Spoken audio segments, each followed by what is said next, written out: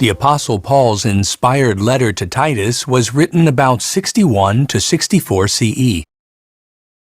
Paul may have written it in Macedonia sometime after his first imprisonment in Rome.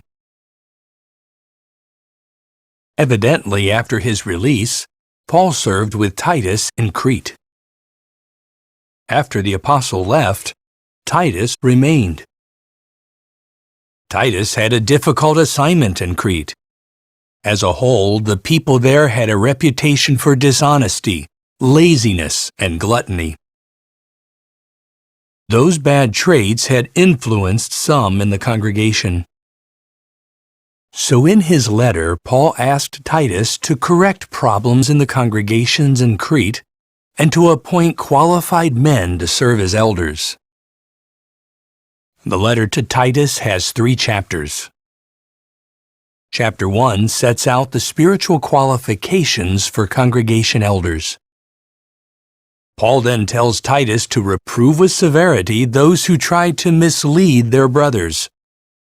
The deceivers include rebellious men, profitless talkers, and those who insist on adherence to circumcision.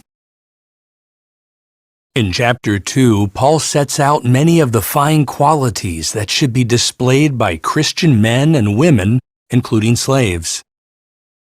Paul encourages Titus by telling him to speak and act with full authority, adding, "Do not let anyone look down on you." Did you know? As shown by Titus' record as a Christian overseer, he could be entrusted with delicate and difficult assignments. He was courageous, firm, loving, and evidently a good organizer. Paul was confident that Titus would do a fine job in Crete. In chapter 3, Paul tells Titus to remind the Christians in Crete to obey the secular authorities, to be reasonable, not quarrelsome, and to display mildness toward all. Finally, Paul instructs Titus to avoid foolish arguments and fights over the law of Moses, and to reject anyone who persists in promoting a sect. As you read the letter to Titus, note how Christian overseers should courageously address problems in the congregation, how God's Spirit can draw people from all backgrounds and help them to develop a Christ-like personality, and how the bad traits that characterize Satan's world should be rejected by all subjects of God's kingdom.